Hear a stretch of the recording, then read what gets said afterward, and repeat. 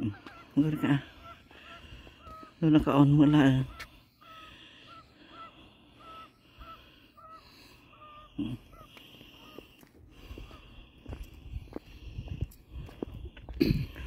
Wala nang bakas ng isno noong isang araw. Dito kami ulit naglalakad.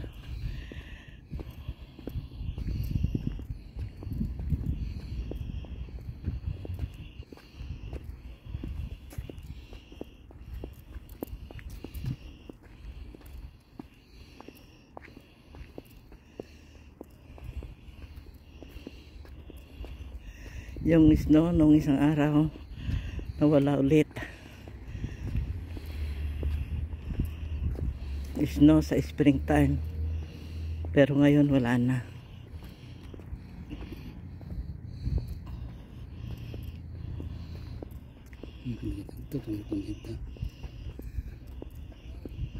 Nagtutugaw dada tatakderdan yang banda ini masih dagti ko tugaw sa lugan da ka ay dati dalan na sa bali pa natin niya ini banda na di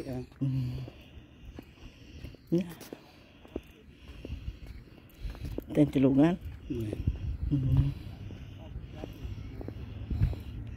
dito ko mga urbalasi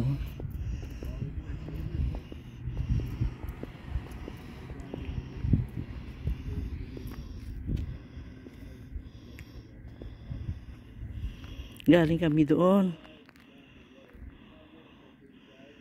sa liko. Lumiko kami dyan sa kanto kanina papunta dito.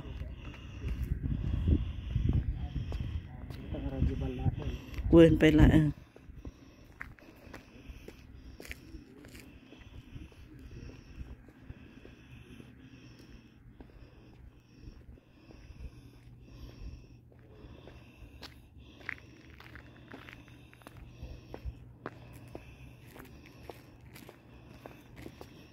mababa pa rin ang temperature, positive 3. Mabuti na lang walang malakas na hangin, kasi pag malakas ang hangin malamig.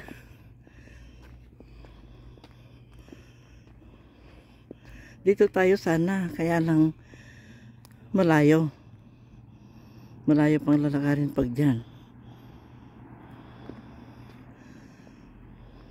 Dito na lang tayo. Diyan. Dito, doon tayo liliko. Sumalok ka na rin. Oo. Teka. May sasakyang dumarating.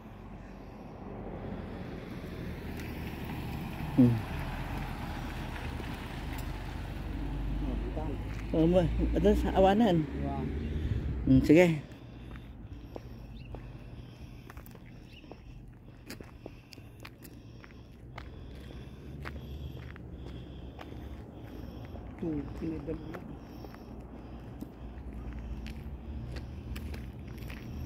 Ito yung mga mailbox naman dito sa community na dito.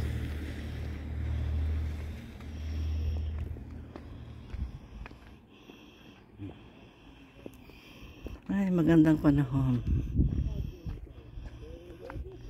Nawala ulit yung snow.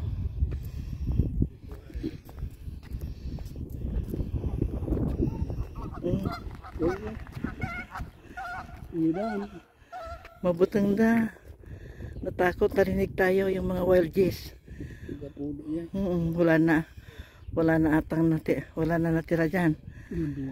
Ay, baka yung nakita natin doon sa ibang doon sa isang doon na lang tayo sa kabila. Uupo,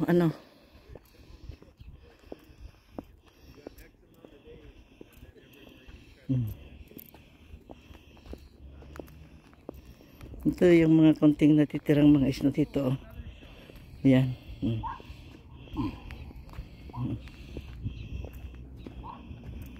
Dami sakat braso lang dapat dyan.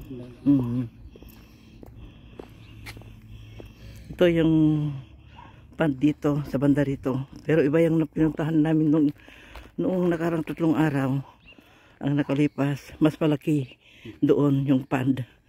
Ito maliit lang, kaya lang mahaba. Hanggang doon din. Ang bulong dalagitan mo ko. Kayo mabubuti. Kasi spring na, magsimula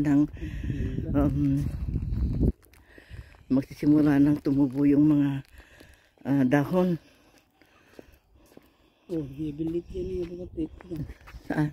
Ito. Dito? Tayan ti kayo. Ayan. Anong klaseng ibon yan? Kasla bilitsi naman. Parang anong tawag dito, bilitsin na? Yung maya sa Pilipinas. Wala na.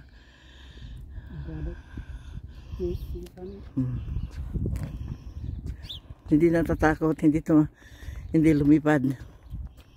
Pero yung mga wild geese kanina, pagkarinig nila sa atin, lumipad.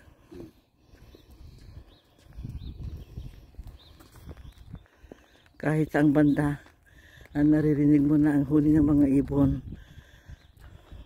Tuwang-tuwa sila nakabalik dito sa lugar na ito.